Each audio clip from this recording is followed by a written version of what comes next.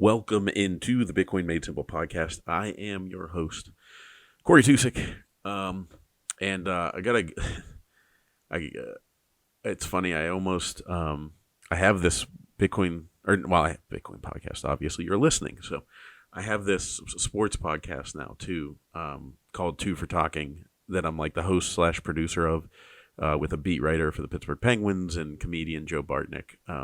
Which, by the way, you can watch his special on Amazon. But anyways, when I introduced the episode, like almost 3 or 4 times now, I've almost said, "I'm your host. Welcome into the Bitcoin Made Simple podcast," and it is a sports podcast. So, anyways, just old habits.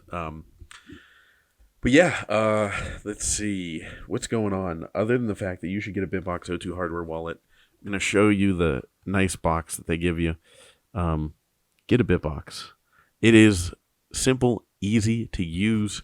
It comes with you can see here on the back of the box, if you're watching the video, a easy backup. Restore with a micro SD card. You can get a USB-C and A compatible cable included, and it's a nice OLED display. It's a nice touch screen. It's so simple, even a caveman could use it, which means I can use it. But yeah, get yourself a Bitbox. Go to bitbox.swiss/BitcoinMadeSimple. Use promo code BitcoinMadeSimple to get 5% off. So let's see the current price of Bitcoin. At the risk of not I don't want to steal Daniel Prince's thing. I wish I would have just done this from the beginning, but he always puts the price of Bitcoin in the episode whenever he airs it. That's 67,600. Not too bad. Yeah, I just wanted to get into one thing in particular that is based on conversations I'm having with lots of people, is that this last cycle has turned up a lot of people looking to invest properly into Bitcoin via mining or what have you. But, there's a lot of noise in the Bitcoin world where everybody's so worried about like the ordinals and people getting distracted by all this stuff, and rightfully so. And you should, shoot all the shart coins down that you can. But there's not enough attention paid to the fact that, there's tons of people with capital that are like late to the game in theory of like, not late to the game. They're new to the game because the only way you can be late to Bitcoin is if it's like the year 2110. Then you might be a little late at that point. Good luck buying, a tenth of a Bitcoin for probably $1 million. Even more than that, probably like $10 million. Who knows? I don't want to speculate because this isn't financial advice. But anyways, yeah. So they've, lots of people that I've met over the last couple of months that have they're newer to Bitcoin, and they are very interested in not just buying and stacking Bitcoin, but building the ecosystem. And that, I think, is something that we should celebrate. We don't talk about it enough. But yeah, my hot take is that Bitcoin. I was just having a conversation with someone, old high school friend actually, and we were talking about how game theory really, I think, will play out. Like there's going to be all the attack vectors. It's just getting more and more expensive to attack Bitcoin. And there's going to be, the way I look at it is, water always finds its level. So let's just say the capital of the world, or U.S. is the Bitcoin capital of the world at the moment.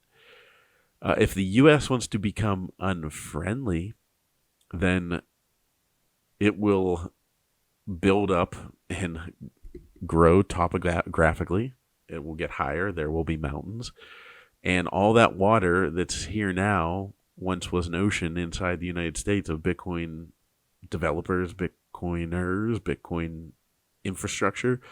That water will recede and find the next spot that's willing to accept it. And, you know, you have the El Salvador, and I know there's questions about like the Tether volcano bond, all that kind of stuff. Legitimate questions. I'm just saying that there's always going to be players that are playing this game trying to escape the fiat cycle. And if it's not going to happen in the United States, it'll happen somewhere. I hope it happens here. I think it will happen here. You know, it's just one of those things that's too powerful. Nothing is more powerful than an idea whose time has come. Oh my God. Who made that quote? Let me look it up real quick. Nothing is more powerful than an idea whose time has come. That Victor Hugo said that. I saw somebody tweet that recently. Twitter is getting like out of control.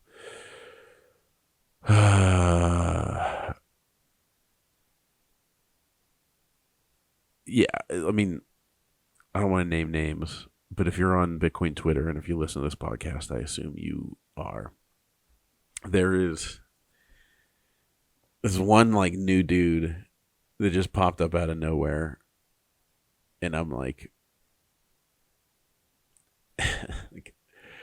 oh, this is, I can't even imagine it. What? Not Shinobi.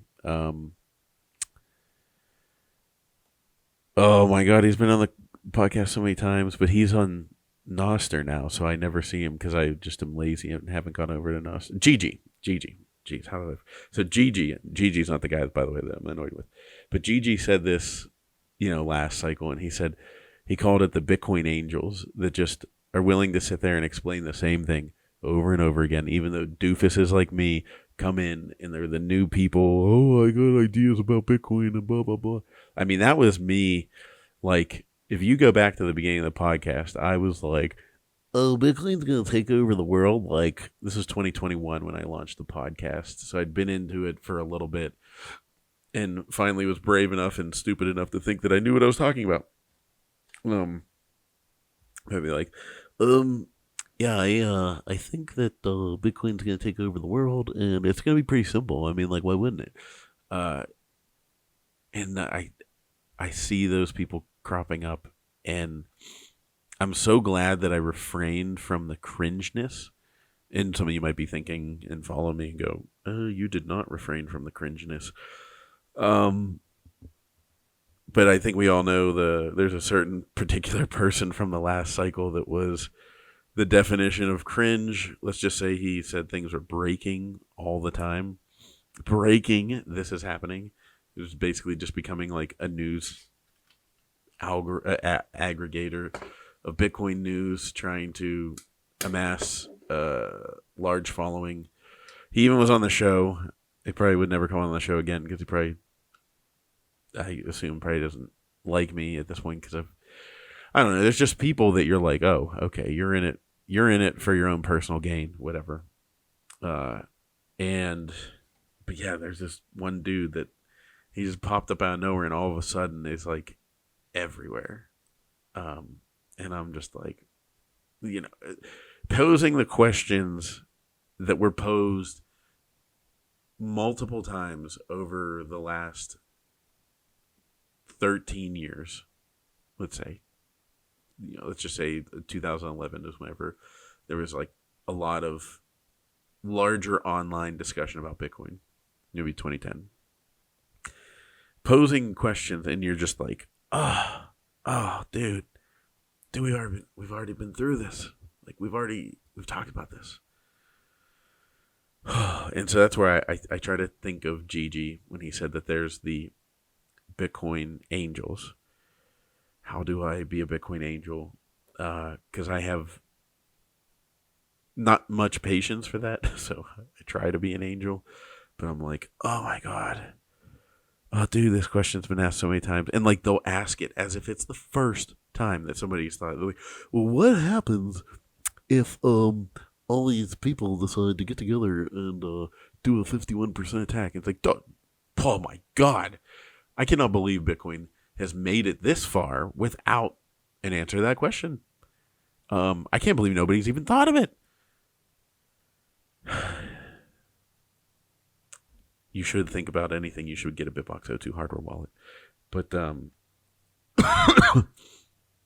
yeah, it's just like there's the people that, so I guess what my point is there's the people that are really out there to build, and those are the people that are, for the most part, not having conversations online about Bitcoin. The people that are having a lot of the conversations and trying to be the THOT leaders on Bitcoin Twitter are the people that are really just trying to get clout and, grow their own brand and become, I don't know, whatever. So my point being is that this cycle, there is a new, fresh group of Bitcoiners, and we welcome everyone because Bitcoin is for everyone. But we welcome everyone because Bitcoin doesn't care. Bitcoin's going to Bitcoin. It's going to keep hashing. Blocks are going to keep getting mined. And it doesn't matter who you are, what your thoughts are. It will eventually, everyone is on their long and unique journey to becoming a Bitcoin maxi. They're all just at different points. Every journey is different. Every journey is longer. Some are shorter. Some journeys are longer. Some journeys are shorter. Some journeys are more detailed oriented. Some journeys are more philosophical. But everybody in the world, so keep that in mind, even the shitcoiners, and that's why we need to try to evangelize them. They're all on their path and own unique journey to becoming a Bitcoin maxi, even if they haven't heard of Bitcoin yet. So it's, there's the Bitcoiners that are great and love to see it. People that want to innovate, people that want to bring Bitcoin to the next level, help decentralize mining and all that kind of stuff, and invest in the right products that are going to get this going in the right direction. And then there's the clout chasers that are going to come in and ask the questions like, "Oh, can you what if China just decides to ban it? I know they've banned it, but what if they just decide to shut down all the other miners? It's just so ruined." That's just going to be in the nature of the beast. They're going to be there. And, me and my high school friend, when we were talking today, he's relatively new, a couple of years or something like that. And we were talking, and I was telling him my stories of whenever I could have bought 10 Bitcoin and instead spent it on, this or that. We all have those stories. And he's like, yeah, dude, because I was at $100 a Bitcoin. And he's like, yeah, dude, but it's that's just going to be that way. It's going to be that way into the future. When, right now people, it's $67,000, something like that. There's going to be in 8 years, people I cannot believe you bought Bitcoin at $67,000. So my example was in 2012/13, we were getting ready to get married. We were booking our honeymoon, and Bitcoin was $100 a piece. And I wanted to buy 10 Bitcoin for $1,000. And instead, or the other option was for $1,000, I could get an extra 3 days on our honeymoon. And I would never trade those days for anything, because you're only newlyweds once, all that kind of stuff. Well, some people are more than once, but you know what I mean. For me and her, That's the one and only, and we enjoyed it. But I tell her all the time, I'm like, those days are priceless. They have to be priceless because it's like $670,000 is what it cost to go on those last 3 days. But at $100, you could never have even dreamed of the day that it would be worth $67,000. So that's like right now it's 67,000. You can't even. What's the multiple there? Let's see. That's the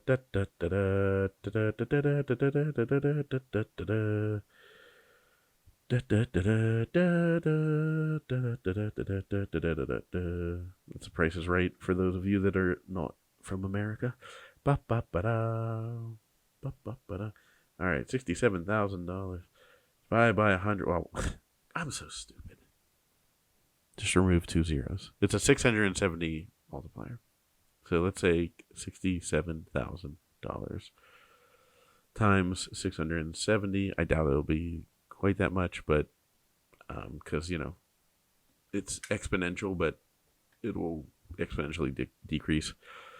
But a 670x increase from where we're at now would be that Bitcoin will be worth $44 million a coin.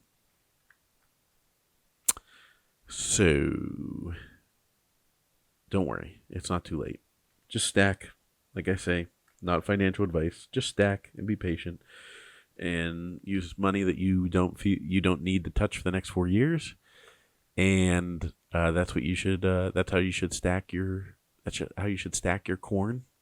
And then you'll pick your head up one day and go, "Oh shit," But I mean, even the Heavily Armed Clown, if you know him on Twitter, he was great. He said it when I was telling him my story of the $1,000. He said, "You know what, Cory? You would have sold it when it doubled for $2,000 and thought you were a genius." And that is the lesson that I want you guys to take away from this. I also want you to take away the lesson that you should buy a BitBox O2 hardware wallet, and I will talk to you guys later.